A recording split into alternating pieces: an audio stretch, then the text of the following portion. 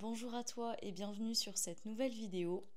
Aujourd'hui, et il était vraiment temps qu'on le fasse à nouveau sur cette chaîne, on va parler de Nana. Nana qui est mon œuvre manga favorite, peut-être le savez-vous. Et j'ai donc préparé une vidéo sur l'animation, puisque j'ai déjà tourné pas mal de vidéos sur les mangas sur ma chaîne. N'hésitez pas à aller les consulter si vous n'en avez pas encore pris connaissance. Et si vous êtes prêts, intéressés, nous commençons juste après l'intro.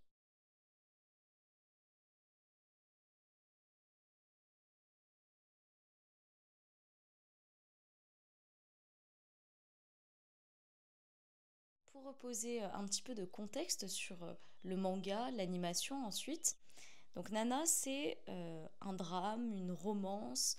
En tout cas, c'est classifié voilà, dans le genre josei.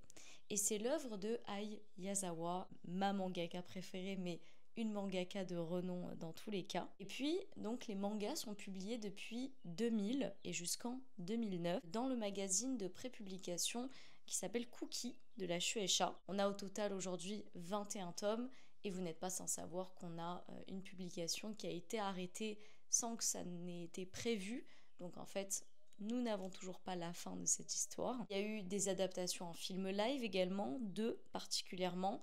Un sorti en 2005 qui couvre les 5 premiers tomes des mangas, un sorti ensuite en 2006, et l'animé justement dont on parle aujourd'hui qui est paru entre 2006 et 2007. On a au total 47 épisodes d'une vingtaine de minutes. Les studios d'animation qui le publient, c'est Madhouse. Au niveau des éditeurs DVD, Blu-ray, on est chez Kazé. Et personnellement, c'est ainsi que moi je les ai regardés, tous ces épisodes, avec les DVD que je vous ai mis juste derrière, offerts par mon parrain et ma marraine. Je vous recommande vraiment de les acheter parce que j'ai adoré pouvoir les regarder là dans mon lit, devant ma télé, en version originale japonaise. Il y a aussi des petits karaokés. Au niveau de l'histoire, on va en parler, hein, mais elle reste vraiment très proche, très accolée en fait à ce qu'on retrouve dans les mangas. Les mangas qui sont édités en France par Akata Delcourt. Et donc, le réalisateur pour l'animation de Nana, c'est Morio Asaka. Le scénariste, bon, on a bien sûr Ai Yazawa, mais on a aussi Tomoko Konpare. C'est des personnes qui ont aussi travaillé sur d'autres travaux de Yazawa, ainsi que sur Card Captor Sakura. Donc on est vraiment sur des équipes à haut niveau. Et puis, toujours dans une perspective de vous poser un contexte, cette fois-ci plus personnel. Le visionnage de ces DVD, pour moi, il était très symbolique. Tout simplement parce que quand j'ai lu Nana, je l'ai lu une fois, pour la première fois, il y a 3 ans. Donc, entre mes 18 et 19 ans, j'avais du coup à peu près leur âge à elle dans l'histoire. La symbolique que j'y trouve, c'est qu'aujourd'hui, j'ai 23 ans. Je vous en ai pas encore parlé et je vous fais ici une annonce très succincte parce que c'est une vidéo qui compte beaucoup pour moi, donc ça s'y prête aussi. J'ai validé mes études, ça y est, j'ai terminé mon master. Je suis donc officiellement diplômée psychologue. Le fait est que j'ai envie de prendre une pause, de peut-être aller chercher un bout de moi, une construction différente de ce que j'ai pu apprendre toutes ces dernières années au sein de mes études. J'ai envie d'aller, voilà, peut-être apprendre un peu la vie de façon plus concrète au travers d'un voyage en solo que je vais vloguer, bien sûr, je vous emmène avec moi. C'est aussi pour ça que j'investis dans du matériel, peut-être que vous le voyez. Et bien sûr, vous l'aurez sûrement deviné, mais où aller vivre cette expérience extraordinaire ailleurs qu'au Japon. Je vous tournerai une vidéo dédiée à l'explication de ce projet, à sa préparation, pour vous en parler plus en détail. Mais simplement vous parler là de la symbolique, du parallèle que je fais avec le fait d'avoir découvert l'animé maintenant. Effectivement, les deux héroïnes, les nanas, s'apprêtent à prendre un aller simple pour Tokyo, vivre ce rêve d'indépendance. Et c'est aussi quelque chose que je m'apprête à faire. Donc il y a comme un écho. Cet animé, eh bien, c'est un énorme succès à l'époque. Je trouve qu'on néglige un peu trop le poids de Nana dans l'industrie du manga, de l'animation. On oublie de dire à quel point c'est un tel chef-d'œuvre et à quel point ça a été un succès phénoménal à l'époque. Je trouve aussi que les contenus qui ne sont pas vraiment présents sur YouTube au sujet de Nana, il n'y en a pas beaucoup, l'illustrent. On y va là, on envoie du contenu sur Nana, franchement moi j'aimerais trop. C'est pour ça que je me gêne pas pour vous sortir beaucoup de choses aussi. Et donc c'est un succès commercial, particulièrement auprès d'un public adulte, mature, et ça a eu un impact, Nana, sur toute une génération par sa maturité émotionnelle, par son réalisme. Ça a contribué évidemment à renforcer, à renflouer, on va dire, les caisses vis-à-vis du manga, hein, comme c'est souvent le cas des animations. Et tel que je vous le disais, on n'a pas la fin des mangas, mais on n'a pas non plus la fin des épisodes du coup. Et au-delà de ça, même on n'a que 47 épisodes qui ne retracent pas l'entièreté de ce qu'on retrouve dans les mangas. Donc les mangas vont plus loin dans l'histoire. La série est donc en pause depuis 2009, donc dans 4 ans, ça fera 20 ans qu'on attend une suite. J'y pensais hier soir et franchement, je vous le dis les gars, moi c'est... Ça peut paraître très superficiel, hein, mais c'est l'un de mes rêves dans ma vie. Ça serait un cadeau fabuleux pour moi, parce que j'ai une pleine confiance en ce que Yazawa pourrait nous proposer. Tout comme, par exemple, l'un de mes rêves, c'était d'avoir une retrouvaille avec les différents acteurs de Friends, et c'est ce qu'ils ont fait là. Même si ça a été beaucoup critiqué, moi, ça a répondu à une attente, et ça m'a beaucoup touchée, ce moment retrouvaille qu'ils ont fait passer à la télé. J'ai vraiment trop aimé l'initiative, quoi. Enfin là, je digresse complètement. Vous n'êtes pas sans savoir que si la série a été stoppée, c'est, en tout cas de ce que l'on sait, pour cause de problèmes de santé de l'auteur, qui n'a donc officiellement jamais abandonné la suite de la série. Mais voilà, il n'y a aucune reprise qui a été annoncée à ce jour. Il y a eu pas mal de spéculations du fait qu'elle ait sorti une illustration de Nana Ozaki récemment, qu'il y ait eu chez Uniqlo des vêtements à l'effigie de Yazawa et surtout de ses créations. Je sais pas si tous ces goodies là, les verres avec les fraises qui ont été sortis, je crois, chez Flying Tiger, si je me trompe pas. Je sais pas si ça a du sens en fait de le relier avec une suite de Nana ou non. Et à présent, je vais vous donner donc le synopsis de l'histoire pour ceux qui ne connaîtraient pas. C'est tout à fait possible, hein. Ce manga suit la vie de 2 jeunes femmes japonaises qui portent le même prénom, à savoir celui de Nana. Nana en japonais, ça veut dire 7. Et pour ces raisons et d'autres, l'une d'entre elles est appelée Hachi. Donc c'est son surnom. Et Hachi, ça veut dire 8. Ça veut aussi dire Hachiko le petit chien, en référence à Hachiko de Shibuya. Je vous passe toutes ces histoires parce que je pense que vous devez le connaître. Donc on a Nana Ozaki et Nana Komatsu aka Hachi. Toutes les deux, elles vont se rencontrer dans un train en route pour Tokyo, alors qu'elles quittent leur ville natale, chacune pour des raisons qui leur sont propres, s'apprêtent à initier une vie plus adulte, et leurs chemins vont être amenés à se recroiser à de nombreuses reprises, jusqu'à ce qu'elles décident de partager un même appartement, l'appartement 707. Vous l'aurez compris, il y a beaucoup de parallèles quand même dans Nana, il y a beaucoup de références comme ça, plus ou moins implicites, et moi j'adore ça. Les nanas, elles sont aussi différentes d'apparence que de caractère.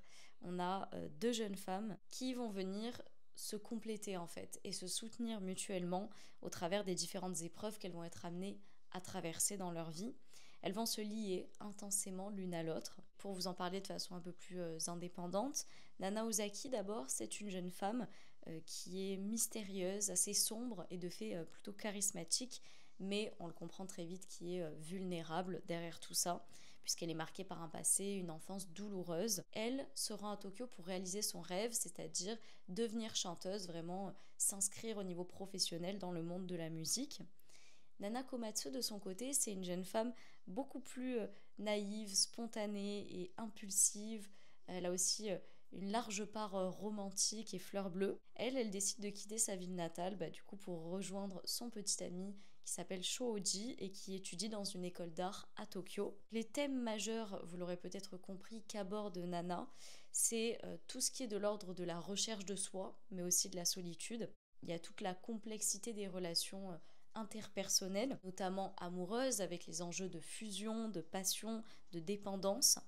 On nous parle aussi du succès, des rêves, des sacrifices, et puis de la dépendance émotionnelle et des blessures psychiques. Un manga qui explore les amitiés, les relations familiales, les relations amoureuses, les trahisons, les désillusions, et tout ceci sur un fond musical underground et le cadre de Tokyo à l'époque, années 90, années 2000. Effectivement, la musique dans Nana, c'est un leitmotiv, c'est un fil conducteur, vous pouvez appeler ça comme vous voulez, mais c'est en toile de fond, c'est extrêmement important.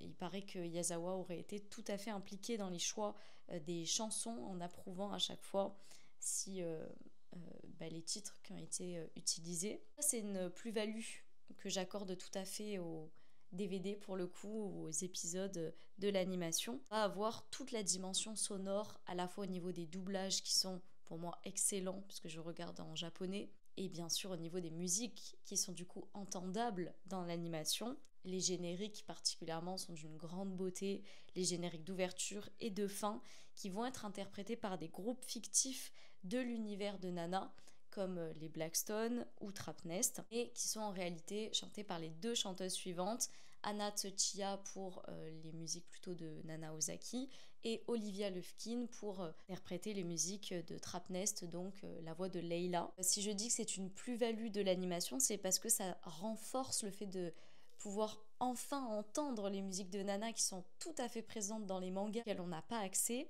Ça renforce l'immersion dans le côté musical qui est aussi important dans l'œuvre. Comme c'est souvent le cas dans les animations, on a aussi des changements de générique, alors à la fois au niveau des images et de la sonorité. C'est un choix artistique courant dans les animations au long cours, on va dire. Et dans Nana, j'ai noté un changement de générique à partir de l'épisode 22. J'ai fait des recherches qui ont mis en évidence que c'était une manière pour les créateurs de marquer une évolution dans l'histoire, une histoire qui, passé certains épisodes, devient plus sombre, plus émotionnelle, et également pour peut-être refléter l'évolution des personnages et de leurs relations.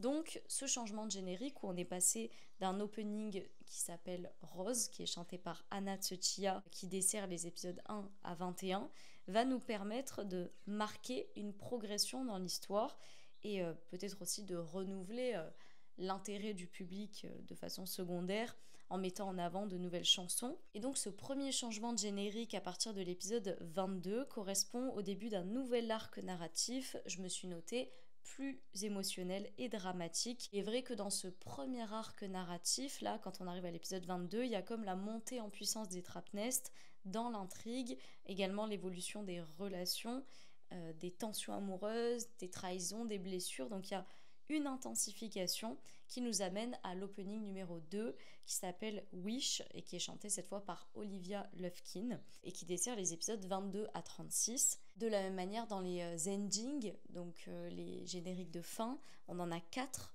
au total. Le premier c'est A Little Pain qui est chanté par Olivia Lufkin et qui dessert les épisodes 1 à 12. Ensuite on a le second ending qui s'appelle Starless Night qui est toujours chanté par la voix incarnant Leila qui dessert les épisodes 13 à 21. C'est ensuite l'opening numéro 3, Kuroi Namida, la larme noire. J'adore quand j'ai des effusions de japonais comme ça. Par Anna Tsuchiya, épisode 22 à 35. Le dernier ending, c'est à nouveau chanté par Olivia Lufkin et c'est Winter Sleep qui dessert les épisodes 36 à 47. J'ai trouvé ça super riche d'avoir autant de musiques qui sortent comme ça des génériques, tout simplement parce que Nana c'est tout à fait axé sur la musique comme un vecteur d'émotion et de narration et voilà, elle est enfin incarnée, matérialisée. D'ailleurs, il y a même un CD qui est paru en 2007 et qui s'appelle Nana Best, qui permet de regrouper les génériques et toutes les chansons clés de l'histoire. Voilà, vous l'aurez peut-être compris, mais j'ai vraiment envie de traiter Nana dans toute sa complexité de façon très exhaustive, donc je vous mets un maximum d'informations que j'ai pu entendre, que j'ai pu retenir. Voilà, ce sera un long contenu et c'est tout à fait voulu. Pour moi, quand on est aussi passionné, et je pense qu'il y a d'autres personnes dans le même cas que moi, je trouve ça trop cool de me dire qu'il y a des vidéos longues sur le sujet. Et puis je vais commencer maintenant avec ce que j'ai aimé dans ce manga. Le fait que ce soit une précieuse redécouverte, telle que je vous l'ai dit, j'ai d'abord lu le manga il y a 3 ans, et depuis, j'avais hâte de le relire un jour ou de regarder l'animation, mais vous le savez peut-être si vous regardez ma chaîne, je garde ce qui est très rare pour moi, le plus longtemps possible pour en conserver sa préciosité, et ce qui me permet en fait aujourd'hui de pouvoir redécouvrir Nana sans me souvenir de tout.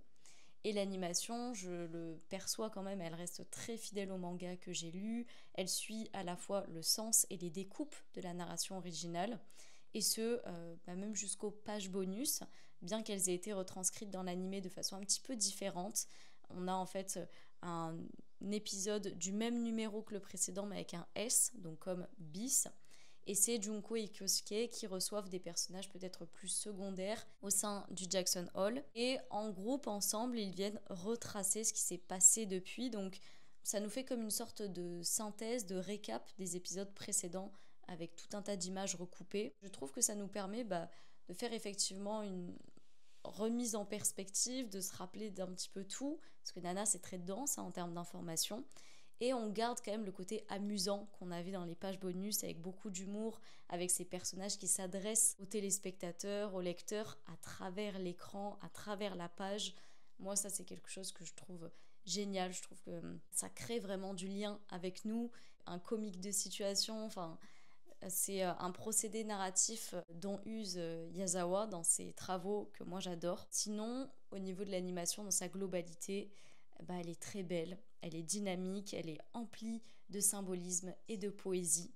Elle porte en fait ce qu'on retrouve déjà beaucoup dans les mangas, et au travers de toutes les modalités en fait associées à l'animation, on peut retranscrire vraiment justement l'émotion qui émerge du manga en y ajoutant ses propres qualités. Et on retrouve également les qualités du manga comme l'empreinte du Japon de l'époque. Pour moi, c'est un bonheur, Nana, à lire comme à regarder, je pense que vous l'aurez compris.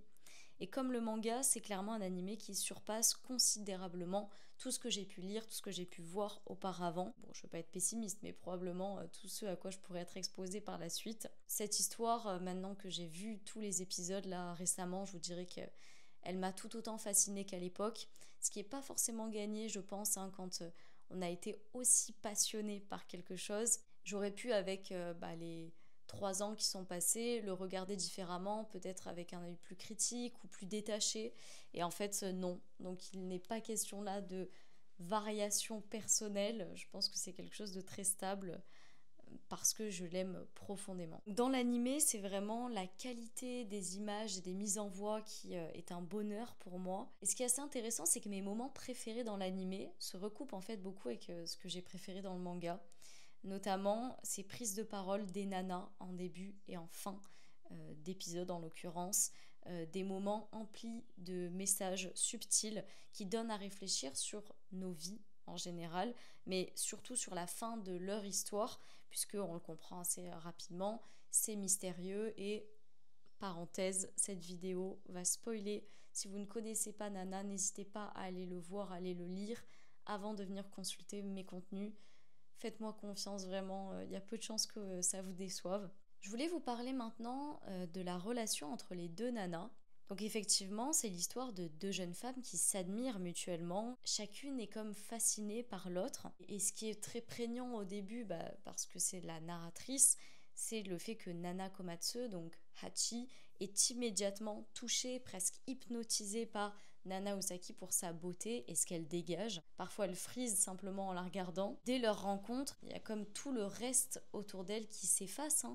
Sa famille, ses amis d'avance, son chéri. Elle est totalement absorbée, fascinée par sa rencontre avec Nana.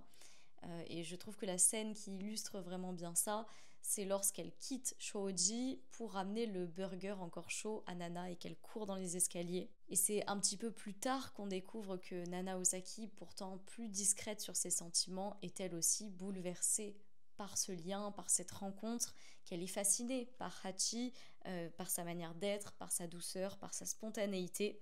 Et ça crée une relation d'une grande beauté, une relation rare. Il y a vraiment une synergie entre elles deux. Pour moi, comme si elles incarnaient presque deux facettes d'une même personne. Il y a ce moment très fort, je me souviens, où donc c'est le premier concert de Trapnest. Nana revoit Ren sur scène. C'est très fort puisqu'elle se met à pleurer sans trop comprendre pourquoi de ses dires. Et puis en se tournant, elle voit Hachi qui est en larmes elle aussi, pour elle, du coup. Donc il y a quelque chose comme ça de l'indicible mais qui est partagé, et sans s'en être rendu compte, elles perçoivent leurs mains qui se sont prises l'une en l'autre. Je trouve que cette intimité évidente entre elles, elle est symbolisée par ce type de scène, comme si les nanas se ressentaient au-delà des mots. Et pour revenir sur Nana Komatsu, il est intéressant, je pense, de noter que après avoir rencontré Nana Osaki, elle ne va plus pendant un certain temps courir après l'attention et l'amour comme elle l'a toujours fait. Elle n'a comme plus besoin de chercher ça ailleurs, comme si Nana lui suffisait. Et même mieux que ça, elle représentait une histoire plus sécurisante, plus simple, une forme de justesse, enfin d'harmonie. Effectivement, on se rend compte que Nana Ozaki protège Hachi.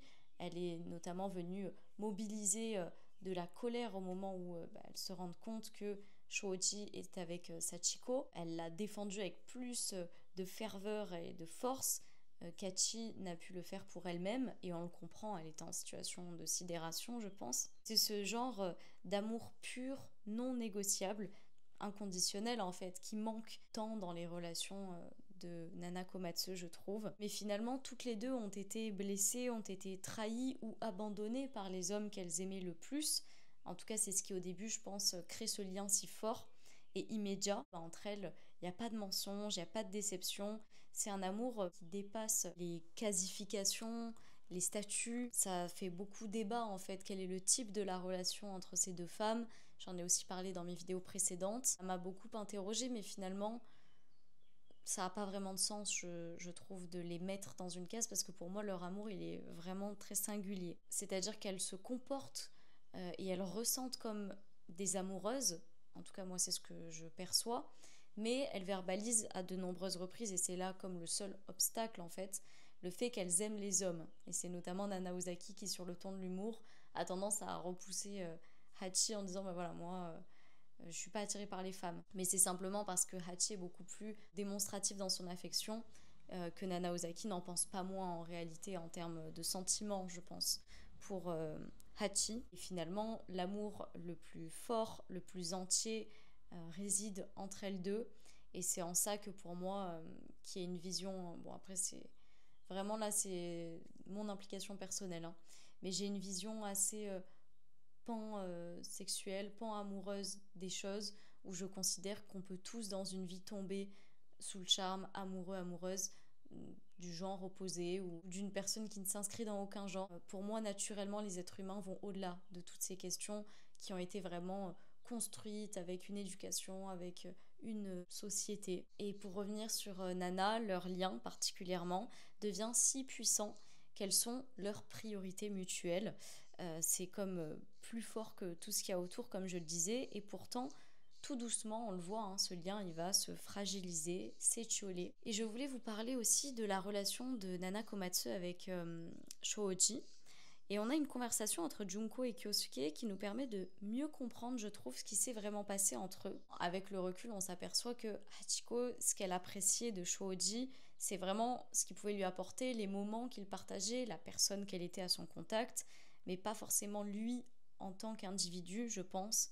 Et dès lors qu'il s'est rapproché de Sachiko, qui, on va pas se mentir, ressemble beaucoup physiquement et même intérieurement à Nana au moment où il l'a rencontrée, il a trouvé en elle peut-être ce qui lui manquait dans sa relation avec Nana, le fait que il y ait cette réciprocité, puisqu'elle l'a relativement délaissée quand elle a rencontré l'autre Nana. Junko et Kyosuke jouent souvent ce rôle de voix extérieure, peut-être plus lucide, plus nuancé, et nous offre à ce moment-là, auquel je pense, une analyse assez juste, je trouve, détachée de la tumulte émotionnelle et du coup du raisonnement très extrême de il l'a trompé parce qu'il l'aimait pas. Leur raisonnement, c'est de se dire que Shoji, il est amoureux de Nana, je crois que c'est Kyosuke qui dit ça, mais qu'il est tombé encore plus amoureux en fait de Sachiko parce qu'il retrouvait notamment certaines choses qu'il avait perdues avec Nana, comme le fait de se sentir considéré, aimé. Quand on y réfléchit sans juger, on se rend compte que les relations humaines sont beaucoup plus complexes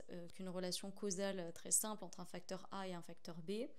Et c'est toute cette appréciation de l'indicible humain que j'adore retrouver dans Nana. On ne cherche pas à désigner des gentils et des méchants, on essaie juste de mettre en évidence qu'on est des individus qui essayons de vivre avec des manques, avec des failles, et que ça nous construit, ça détermine notre trajectoire de vie. Pour finir sur Hachi et Shoji, je voulais vous parler de ces retrouvailles là au milieu de l'histoire, au moment bien plus tard où elle est tombée enceinte, où lui est toujours avec Sachiko, se retrouve par hasard au Jackson Hole et ont cette fameuse discussion de fin de relation. J'ai trouvé cette tentative de réparation entre ces deux personnages très touchante.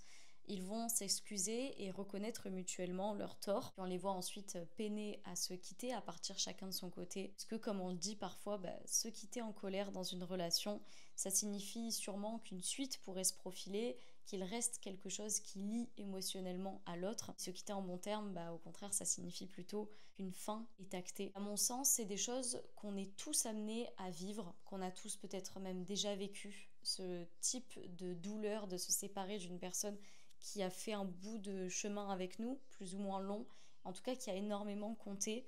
Et c'est déchirant, je trouve, ces instants où on est sur la fin de quelque chose et on le sait parce qu'on le vit à de nombreuses reprises, on sait à quoi s'attendre. Ici, effectivement, chacun part complètement bouleversé. Nana en pleurs à l'idée que c'est vraiment terminé entre eux. Je salue le fait de mettre au cœur d'une animation ce type de douleur vive, ce type d'expérience. Parlons à présent un petit peu plus en détail de cet éloignement entre les deux nanas que j'évoquais rapidement tout à l'heure. Une douleur sourde, qui est pesante, je pense, pour les lecteurs, les spectateurs. En tout cas, moi, c'est comme ça que je l'ai vécu. Donc, effectivement, il y a une distance qui s'installe entre les deux femmes. Et je pense à cause de tout ce qu'elles n'ont pas pu ou su se dire. Hati, parce qu'elle manque de confiance, d'estime en elle-même, qui s'est mise à cacher des choses essentielles de sa vie à Nana peu à peu, à commencer par sa relation avec Takumi. On va pas se mentir, lui, c'est l'élément parasite à cette relation. Ensuite, elle lui a caché des choses importantes. Sa grossesse, elle a fait du mal à Nobu, qui est quand même un ami cher au cœur de Nana. Puis Hachi est tombée dans un cercle vicieux où j'ai l'impression que plus elle se sentait honteuse et plus elle se dévalorisait, plus elle s'éloignait de Nana. De son côté aussi, Nana, lorsqu'elle apprend que Hachi est enceinte, elle comprend que si elle l'aime vraiment, elle ne peut pas chercher à la posséder. Donc par amour, elle va prendre des distances et je trouve ce geste d'une justesse immense parce que ça montre à quel point elle aime Hachi. Elle se rend compte qu'elle a ce problème quand même de possessivité avec elle. Elle se dit que c'est pas le choix de vie qu'a décidé de faire Hachi, qui décide de partir avec Takumi, s'installer, voilà, on connaît l'histoire. Et que si elle peut pas l'aimer comme elle aimerait, elle va la laisser simplement s'épanouir telle qu'elle le veut. Donc c'est une forme de renoncement et une fracture qui marque un avant et un après dans leur relation. Pour moi, ce qui est important de retenir, c'est que cette œuvre, elle illustre à quel point les non-dits peuvent être destructeurs, à quel point en voulant protéger l'autre ou se protéger soi-même, on va pas se mentir, on peut finir par tout perdre. Je vais maintenant vous parler d'un moment marquant, j'ai trouvé, dans lequel Hachi entend Nana et Misato juger sévèrement les parents de Shin pour le traitement qu'ils ont alloué à leur fils. Chacune parle avec son propre vécu, ses propres blessures, son prisme simplement, et sans savoir qu'à ce moment-là, la réalité de Hachi vient tout juste de basculer. Elle apprend cette grossesse qui n'était pas désirée. C'est exactement l'illustration de pourquoi j'aime Nana. On vit tous avec des filtres comme ça devant nous, où on va percevoir le monde différemment les uns des autres, souvent sans voir ce que l'autre vit vraiment de son côté. On ne peut pas même. On peut essayer, mais voilà, pour moi, c'est ce qui rend l'œuvre de Nana également tout à fait universelle.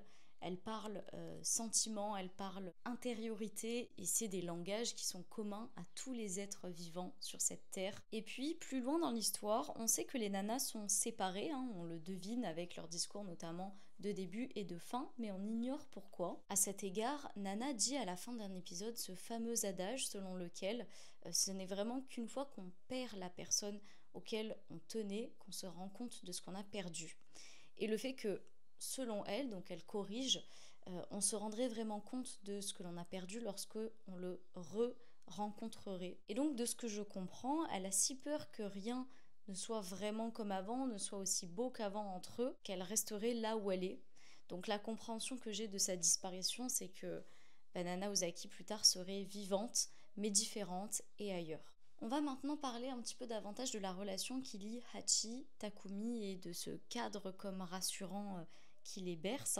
Donc on l'a dit, Hachi, elle a un manquement, on a l'impression de nature, elle a comme un vide immense, un manque d'amour à combler en elle, évidemment un manque d'amour propre, je pense. Et quand on se remet sur le début de sa relation avec Takumi, pour moi c'est un mouvement envers lui qui est presque désespéré et irréfléchi, comme elle l'a d'ailleurs fait auparavant avec beaucoup d'autres hommes, comme Yasu Et Nobu, c'est une femme qui a besoin à ce moment-là de sa vie d'être regardée, reconnue, aimée cruellement et presque par n'importe qui du moment que ça la remplit sur l'instant. Elle a un discours intérieur, on l'entend, qui est extrêmement dur, notamment porté sur son physique, mais pas que. Elle va critiquer aussi sa personnalité, sa spontanéité, juger sa naïveté. euh, mais finalement, elle ne change pas son fonctionnement, donc on est comme dans une boucle, un cercle vicieux, hein. Elle est prise entre ce qu'elle aimerait être, ce qu'elle est vraiment, et c'est quelque chose qui l'a fait considérablement souffrir tout au long de l'œuvre. Pour le moment en particulier où elle tombe enceinte, on se rend bien compte que d'une part elle s'isole, mais à ce moment-là j'ai l'impression que personne ne la comprend vraiment, la perçoit seule, déboussolée. C'est justement dans cette faille spécifique que Takumi est venu s'engouffrer, hein. Il est celui qui lui propose directement un cadre, sans doute, sans réflexion particulière, juste une décision tranchée et ferme. Et dans cet état de fragilité, de vulnérabilité qu'elle traverse, ce faux cadre devient sa solution. Mais on perçoit aussi qu'elle se sent tout à fait incapable de refuser quoi que ce soit à Takumi. Elle est complètement sous son emprise, hein, on va pas se mentir. Elle en délaissera son amour sincère avec Nobuo. Et elle se retrouve dans ce piège affectif, coincée avec Takumi, sa vie très plaquée et l'enfant à venir. Tout ça initialement parce qu'elle se croit indigne d'un amour pur, sincère. Elle pense qu'elle mérite tout ce qui est Takumi avec ses défauts comme ses qualités, que toute cette froideur, son contrôle, son pouvoir, elle pense le mériter, elle le verbalise, hein, parce qu'elle pense pas être mieux que lui, hein, au fond. Takumi, c'est un personnage, c'est clairement l'antagoniste, hein, de l'histoire. C'est un personnage qui est très décrié, que beaucoup de personnes détestent, et je pense que ça va aussi avec le clivage, le fait que Nana Ozaki ne l'aime pas dans l'histoire et que Nana Ozaki c'est quand même la big star de l'histoire, l'héroïne et le personnage préféré de la plupart des fans. Évidemment, étant un personnage particulièrement violent à la fois psychologiquement et physiquement, puisqu'il a agressé sexuellement, disons les termes, Hachi à de nombreuses reprises. On peut même parler peut-être de viol conjugal par la suite. Donc c'est un personnage que je critique bien sûr moi aussi. D'autre part, je pense qu'il est très important à l'histoire. Parce que si on sort, là j'en parle beaucoup comme étant une réalité, mais si on sort de ça, on rappelle que Nana c'est une fiction. Je pense que c'est très important de mettre ce type de profil peut-être plus malsain pour créer et donner de la dimension à l'histoire. Et puis illustrer aussi ce qui est la réalité, hein. Il y a des personnes comme Takumi avec une histoire lui aussi préalable qui est loin d'être évidente. Il y a des choses comme ça qui s'expliquent, hein, mais qui ne pardonnent pas certains actes particulièrement choquants, comme le fait qu'il ait lui-même annoncé la grossesse de Nana après l'avoir enfermée dans une pièce, avoir appelé avec son téléphone son chéri et Nana. C'est une scène glaçante qui m'a laissé sans voix, que je trouve d'une violence extrême. Il y a beaucoup de scènes quand même bouleversantes dans Nana, et c'est pour ça que je pense que c'est vraiment pas à présenter à un public trop jeune. Et pour revenir à Takumi, donc c'est un personnage qui fonctionne beaucoup avec du calcul, du mépris, et il cache tout ça derrière un calme apparent. Et je trouve que en tant que spectatrice, le plus dur c'est de voir Hachi se soumettre à ça. Je pense que c'est aussi le plus dur pour Nana. Hachi, elle se laisse faire, elle se persuade que c'est le mieux pour son enfant. Une façon, je trouve, indirecte d'être petit peu lâche. Elle se sent vraiment responsable, coupable. Et elle a l'impression que, bah voilà, maintenant que la faute est faite, on va dire, elle se doit d'assurer une stabilité à son enfant, quitte à abandonner ses propres sentiments, ses propres perspectives, je sais pas, ses propres envies. Et en fin de compte, pour moi, Takumi ne l'aime pas. J'ai l'impression que c'est le genre de personne qui a du mal à aimer véritablement peut-être quelqu'un d'autre que lui-même. Je compte Leila avec lui-même parce qu'ils se sont construits ensemble, ils ont une relation presque fraternelle. Et dans la dynamique de la relation Hachi-Takumi, on voit que chacun y trouve son compte, hein. Lui, il va lui donner cette stabilité, il va lui donner un confort de vie avec de l'argent, de l'affection aussi, une certaine reconnaissance du fait que ce soit une star et qu'elle se marie avec lui.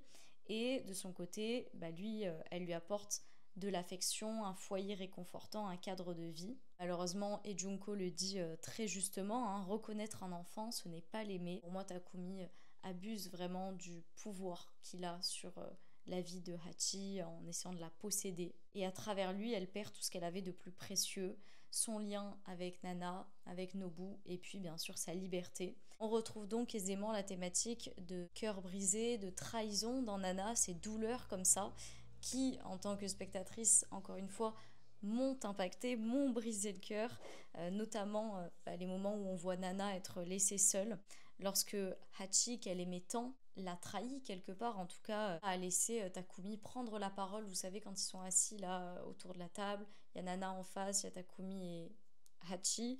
Elle laisse donc Hachi, Takumi, accabler Nana sans rien dire. Elle se tait et on voit bien que Nana, elle se sent abandonnée par son amie. C'est comme la trahison ultime venant d'elle qu'elle aimait tellement, en plus du fait que elle ait blessé Nobu et qu'elle l'ait lui aussi laissé tomber. Alors je sais que c'est beaucoup plus compliqué que ça et peut-être que dans mon discours, on a l'impression que je critique Hachi. C'est vraiment pas le cas, c'est un personnage que j'affectionne beaucoup, que je comprends beaucoup. Je trouve juste qu'elle est frustrante en fait, parce qu'elle a un potentiel immense et qu'il est jamais véritablement exploité, en tout cas dans leur jeunesse. Peut-être plus tard, quand elle est maman, elle a l'air plus apaisée. Et en même temps, elle vit avec beaucoup de regrets. Donc, ouais, c'est un personnage très activant, mais que j'apprécie vraiment énormément. Autant, en fait, que Nana Ozaki. Je trouve que toutes les deux, elles sont tout à fait importantes. Cette rupture entre elles, finalement, pour moi, c'est l'une des douleurs les plus profondes que j'ai pu voir dans une œuvre. Ça m'a pris vraiment aux tripes. J'ai souvent pleuré devant Nana. Finalement, dans leur conflit ou dans leur incompréhension plutôt, peu importe, il n'y en a pas une qui a raison, toutes les deux souffrent, c'est ça la finalité. Leur lien qui était si fort, si beau, on le voit s'étioler. Je trouve que ce que ça génère en nous, quand on est attaché bien sûr autant que peut l'être à cette histoire, c'est rare quoi dans une fiction pour le coup. Parlons à présent d'un moment traumatique, de l'effondrement de Nana Ozaki. Effectivement, la deuxième partie de l'histoire est beaucoup plus centrée sur elle. Et je voulais vous parler de ce lendemain matin où Nobu va appeler Nana. Et en fait, elle semble avoir oublié ce qui s'est passé la veille, comme si son cerveau avait fait le fameux blackout. À partir du moment où le verre marqué d'une fraise, qui est donc la symbolique de leur moment de joie et de partage avec Hachi, s'est brisé par terre. En fait, elle les a jetés dans un moment particulièrement bouleversant où elle entendait Takumi abuser de Hachi. Je sais pas si elle entendait, mais en tout cas c'est ce qui se passait dans la chambre à côté. En fait, à partir du moment où le verre est tombé, donc c'est encore une fois une symbolique, eh bien il y a du vide, elle ne se souvient plus. Et j'ai trouvé que c'était très bouleversant, que c'est comme le début en fait d'une amnésie ou alors d'une réaction traumatique de sa part. Effectivement, imaginez la personne qu'on aime le plus au monde se faire abuser par la personne qu'on aime le moins au monde, juste derrière un mur qui nous sépare, c'est absolument insoutenable à imaginer. Toujours sur la thématique de la chute, on va dire, de Nana Ozaki, elle répète à plusieurs reprises qu'elle craint de ne plus pouvoir chanter. Je trouve que c'est pas anodin, dans le fait que sa voix, finalement, c'est son moyen d'expression, son lien puissant à la vie, elle le dit à de nombreuses reprises. Et donc, si elle perd ça, elle perd quand même une part importante d'elle-même.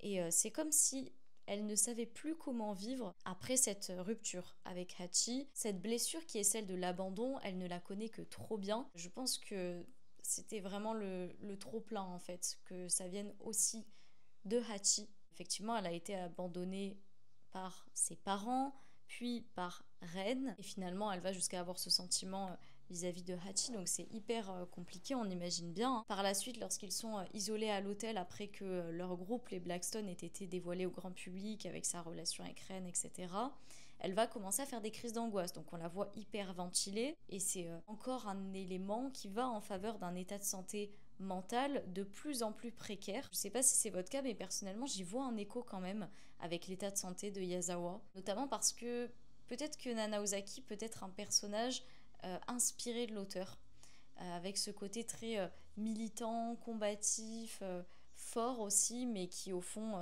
est très fragilisé, et particulièrement cette fragilité entretenue par cette illusion de force. Enfin, pour Nana Ozaki, je vous ai noté que pour moi, ce qui l'empêche d'être pleinement heureuse, et je m'en suis rendu compte à de nombreuses reprises, c'est que c'est quand même un personnage qui a des attentes idéalistes envers l'avenir, et tout le temps, parce qu'elle nourrit de grands rêves, comme devenir chanteuse par elle-même alors qu'elle sort avec Ren, qui est quand même une star super connue, sans faire vraiment attention à bien se cacher, parce qu'elle attend que Nobu se remette avec Hachi et qu'ils prennent ensemble en charge son bébé. Il y a vraiment, vous voyez, ce genre d'idéalisation presque impossible finalement, ou alors très compliqué à mettre en œuvre en réalité, qui font que elle est déçue, déçue, déçue, et ça la fragilise toujours plus. Et puis ça m'amène à discuter avec vous de la relation de Nana Ozaki avec Ren, un amour, je dirais, qui consume. Effectivement, les deux protagonistes semblent profondément s'aimer, mais au travers d'une relation douloureuse. Il y a presque quelque chose d'étouffant, je trouve, dans la manière dont ils s'aiment. Effectivement, ces deux entités qui, indépendamment, souffrent au plan psychique, qui ont pour elles une problématique en plus addictive, un lourd passé, une lourde histoire d'enfance. Ils sont liés donc par le manque, par la douleur, par l'abandon aussi. Et ils partagent la même blessure de solitude. Le fait, au lieu de la soigner ensemble, ce qui paraît assez compliqué, ils ont tendance à l'entretenir. Alors Ren, lui, c'est un personnage plus discret, plus effacé, mais finalement c'est une façade. En réalité, il est aussi torturé que Nana. Il se mutile peu à peu et dans le silence, avec la drogue, avec une manière d'être absent tout en étant là, je trouve qu'il le caractérise bien. Ce que j'ai trouvé, moi, le plus violent, c'est la scène où Nana cherche Ren à la fin d'un concert, qu'elle traverse la foule en panique, comme si c'était une question de vie ou de mort. En le voyant, en fait, il y a tout son corps qui lâche, elle fond, littéralement. Je trouve que ça montre bien à quel point elle est dépendante de lui. Donc, en tout cas, c'est pas un amour paisible entre eux, jamais. C'est une attache presque destructrice dans le fait que Nana ne sait pas vivre dans la demi-mesure avec lui. Soit elle est en fusion totale, elle le dit elle-même, soit elle préfère s'en distancer tout à fait. Finalement, vivre sans lui, ça lui fait trop mal, mais vivre avec lui, elle en souffre aussi, et notamment du fait de sa notoriété et du fait que ce soit une star avant elle. Aimer, ça signifie entre eux presque souffrir, comme si en tout cas c'était inévitable. Et le pire, c'est que même ensemble, ils ne parviennent pas à se protéger l'un l'autre. En fait, à partir du moment où Ren est passé en pro, passé comme dans deux univers différents, Ren a fait le choix de Trapnest, donc peut-être de la gloire, mais il s'est éloigné tout à fait de Nana et de la relation qu'ils avaient bâtie ensemble. Donc c'est deux personnages qui s'aiment, ça j'en doute pas, mais qui peuvent comme plus se rejoindre et ça les ronge. Et on va un petit peu parler de Yasu, donc un pilier silencieux. C'est un personnage que je trouve d'une justesse affolante, que beaucoup de personnes apprécient pour ça, qui est toujours dans la retenue, l'écoute, la bienveillance, la maturité. Mais lui aussi, on sent qu'il met beaucoup de côté ses sentiments, notamment pour se rendre disponible aux autres, et particulièrement ceux qu'il a envers Nana. On sent qu'il est quand même très amoureux d'elle, mais que jamais il ne la mettra dans une position inconfortable, ou même jamais il ne le fera par rapport à Ren, qu'il estime beaucoup du fait de leur enfance partagée à l'orphelinat. Donc c'est un personnage qui agit beaucoup en retrait, en silence, presque avec résignation, en tout cas avec, je pense, beaucoup de résilience, qui prend sur lui constamment, qui est là pour recoller les morceaux, pour absorber les douleurs de ses camarades. Et ce qui me rend pas mal triste, moi, c'est que j'ai l'impression que personne ne se demande vraiment ce que ça lui coûte et qu'est-ce que lui ressent. Il est vraiment en personnage de fond, mais personne ne va trop creuser de son côté à lui. Ça se fait plus dans le manga, ce qui est plutôt appréciable. En tout cas, Yasu, il a ce rôle, lui, de protecteur du groupe. Il chapeaute un petit peu tout, mais surtout de Nana. Il la protège notamment de tout ce que Ren ne fait pas du fait de ses absences et de sa distance. Mais voilà, je reste sur le fait qu'il y a quelque chose de tragique dans ce rôle, dans cette posture qu'il a, ce personnage. Il donne sans recevoir. Il se tait lorsqu'il devrait hurler. Il y a beaucoup de choses qui se passent sous ses yeux qui doivent être remuantes pour lui. Et je crois que c'est ce qui fait que tout le monde finit par s'appuyer sur lui. Il a un côté très rock, il ne flanche jamais, clairement. Et c'est aussi pour ça qu'on oublie qu'il pourrait lui aussi avoir besoin d'être soutenu. C'est un personnage qu'on admire, mais il y a beaucoup de tristesse, je trouve, derrière ça. Je voulais vous parler aussi de Nobu, donc l'amour sincère que Hachi ne s'autorise pas. Nobu, c'est l'un des personnages qui aime Hachi pour ce qu'elle est, je pense, avec sincérité, avec douceur. En tout cas, c'est un homme qui ne cherche pas à la contrôler, qui ne projette rien sur elle de particulier. Il l'accepte tout simplement Et ça, c'est quelque chose que Hachi ne sait pas recevoir, tel que je le disais. Elle ne croit pas mériter un amour aussi pur, aussi simple aussi peut-être. Elle a tellement peur d'être égoïste qu'elle sacrifie ce lien qu'elle a avec lui. Et leur séparation, tout comme d'ailleurs leur rencontre et le début de leur histoire d'amour, c'est des moments très marquants de l'histoire, très beaux, je trouve. À l'époque où j'avais lu les mangas, j'étais pas aussi attachée à Nobu. C'est vraiment dans l'animé que j'ai appris à beaucoup aimer ce personnage, à trouver que c'était un super gars en fait. Et c'est vrai que la séparation avec Hachi, pour moi, c'était l'un des épisodes les plus durs à regarder parce qu'on sait que les deux s'aiment, mais qu'ils ne peuvent pas être ensemble à cause de voilà, tout ce qui les entoure, à cause de Takumi, à cause de Hachi et de son choix. C'est l'un des amours, je trouve, les plus simples de l'histoire quand ils sont en relation, les plus purs, mais aussi un amour impossible, comme Nana nous en présente souvent. Et ça, c'est profondément injuste en tant que spectateur et à l'image de la vie, hein, quelque part. Si, au travers du personnage de Hachi, on met le doigt sur quelque chose de commun vécu par beaucoup de personnes, lorsqu'on a été avec quelqu'un qui nous a trahis et qui a coupé contact sans explication claire. C'est ce qu'elle a vécu vis-à-vis de Shoji. Et elle dit que du fait de sa trahison, du fait qu'ils aient coupé contact directement, qu'elle n'ait plus du tout voulu lui parler et qu'il ne se soit pas manifesté, elle n'aurait pas réussi à garder les bons moments de leur histoire. Ça serait pour cette raison qu'elle pense à réécrire à Nobu, une fois qu'elle est installée voilà, dans son appartement avec Takumi, etc., pour lui donner des réponses, pour lui expliquer ce qui s'est passé avec du recul. Mais voilà, après tout ce silence, tout le temps qui est passé, elle se demande si ça servirait ou desservirait la relation. Dans l'animé, en tout cas, on s'arrête sur le fait que elle n'arrive pas à aller au feu d'artifice le retrouver. Et donc, finalement, ils ne se croisent pas, puisque lui ensuite ne lui ouvre pas la porte. Enfin voilà. Je sais que dans les mangas, ça va un petit peu plus loin, je me souviens plus vraiment de tout. En tout cas, le dernier épisode de l'animé, c'est le moment où, beaucoup plus tard, on a donc Satsuki, la petite fille de Nana, 6 ans plus tard, je crois, et on voit qu'entre Nobu et Hachi, il y a toujours de l'amour, et que c'est toujours un amour impossible. Mais en tout cas, ils sont en contact, ils se sont donc reparlés depuis. Des thématiques fortes dans cette histoire sont le deuil, la perte et l'impossibilité de se reconstruire derrière ça. Ce qui m'a bouleversée encore dans Nana, c'est la manière dont l'œuvre nous parle du deuil. À nouveau, une thématique qui nous parle à tous, à laquelle on va tous, ou on a tous été confrontés dans nos vies. Et donc on parle du deuil, et pas seulement de la mort, mais de la perte en général, la perte de soi, la perte d'une amitié, d'un amour ou même la perte d'une innocence, avec l'idée que dans la vie tout fluctue, hein, rien n'est stable, tout finit par s'éroder. Des liens qui semblaient indestructibles deviennent fragiles, puis disparaissent. Et chacun ensuite essaye de survivre à sa manière et sans mode d'emploi bien sûr. La mort de Ren, si elle est bien réelle, c'est ce que l'histoire nous laisse entendre, c'est ce qui se dit dans les mangas mais qu'on ne voit pas dans l'animé, c'est pour moi le point de non-retour. Je pense que c'est la cassure définitive, c'est ce qui a fait que Nana s'est exilée et qu'elle ne s'est pas remise sur pied, étant déjà fragilisée de sa rupture avec Hachi, de la déclinaison de sa santé mentale. Je pense qu'après la perte de Ren, elle s'est littéralement effondrée, elle a tout perdu, sa voix, sa force et son envie de vivre. Ayant perdu Hachi, il lui restait presque que Ren, en tout cas c'est ce qu'on comprend de l'animé. Et le pire, c'est qu'on sent que tout cela, c'est déjà en train de se fissurer en amont. Et donc se reconstruire, oui, mais à quel prix? Ce qui me marque encore, c'est cette fin suspendue donc de Hachi, plus âgée, à l'air stable, posée. Mais on sent que c'est une stabilité de surface, comme si elle était passée à côté de sa vie, comme si elle était toujours dans l'attente, notamment de Nana. Et on la voit un moment écrire dans son journal comme pour s'excuser, comme pour parler à Nana à travers le temps. Et Nana, justement, on ne sait pas. Elle a disparu, elle s'est comme retirée du monde. Après, est-ce que c'est son âme qui parle depuis le paradis?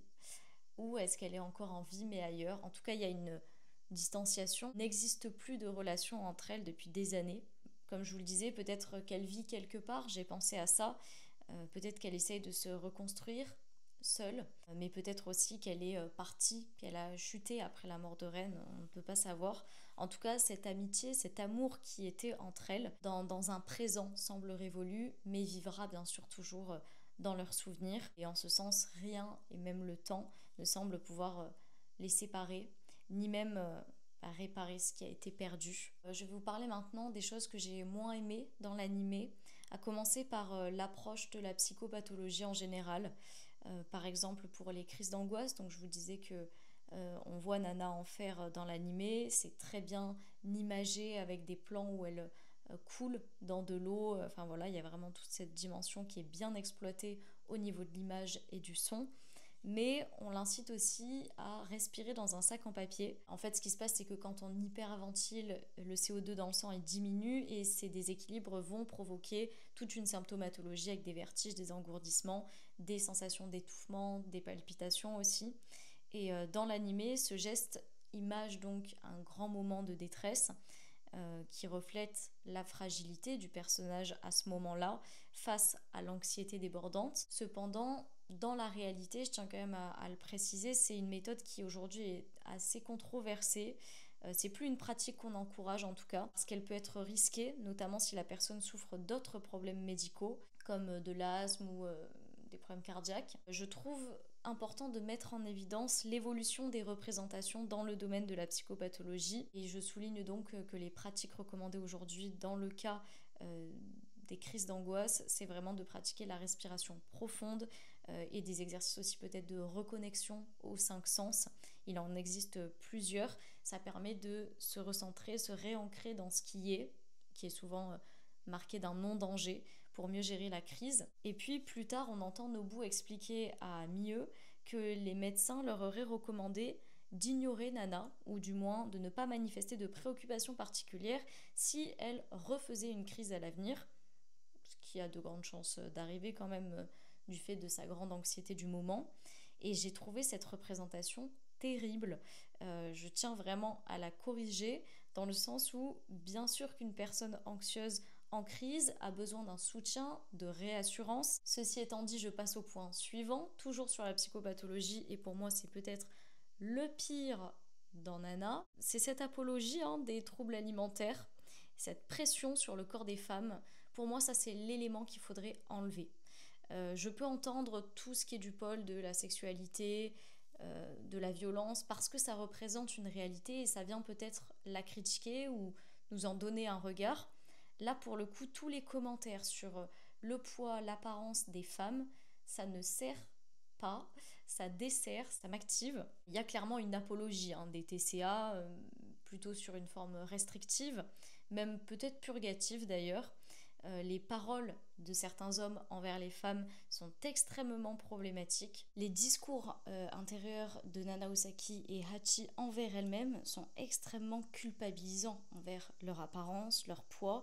Et tout ça, ça reflète bien sûr le discours qui était très présent dans les années 2000. C'est un discours qui aujourd'hui choque, et bien heureusement, parce que ces injonctions surtout intériorisées comme chez Hachi sont hyper violentes. Dans cette toxicité, je voulais parler aussi du rapport à la sexualité et au consentement qui sont extrêmement problématiques dans Nana. L'autrice met en lumière des situations où le consentement est flou, voire absent, ou même parfois transcendé. Il y a beaucoup de relations sexuelles qui se font sous pression, avec du chantage, avec un malaise comme ça. On pense au début de l'histoire à Shoji avec Hachi, mais aussi plus tard avec Takumi. Il y a clairement un rapport de pouvoir et de manipulation émotionnelle qui prend sa place dans les relations sexuelles. Même Nana Osaki et Ren représentent une vision quand même hyper toxique de l'intimité. Ren dit clairement « Je suis un homme, je ne mets pas de sentiments dans le sexe ». Et certains personnages vont avoir tendance à se réconcilier en couchant ensemble. D'autres considèrent que dès qu'un acte a été amorcé, il faut absolument aller jusqu'au bout. Enfin, vous voyez, il y a tous ces enjeux-là qui sont très problématiques. Ou même le simple fait qu'avoir reçu de l'attention, ça impose par la suite une relation sexuelle, qui peuvent être aussi monnayées. On se rappelle du début de la relation Takumi-Hachi.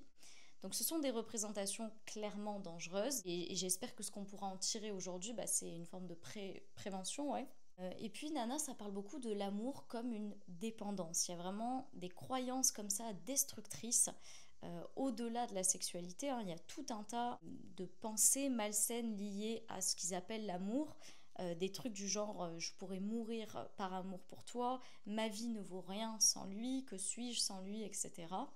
Et typiquement, Ren et Nana en sont peut-être l'exemple le plus flagrant. On a peu le point de vue de Ren, mais de ce qu'on décèle, on envisage qu'il puisse penser comme Nana. Tandis que Hachi, c'est plutôt elle qui a cette posture dans ses relations.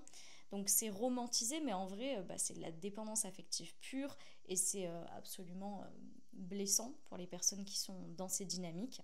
Je voulais aussi parler du personnage de Junko qui m'a questionné sur une maturité ou une dureté déplacée. C'est un personnage qui, on peut le percevoir comme ça en tout cas, apparaît mature, sage et réfléchi.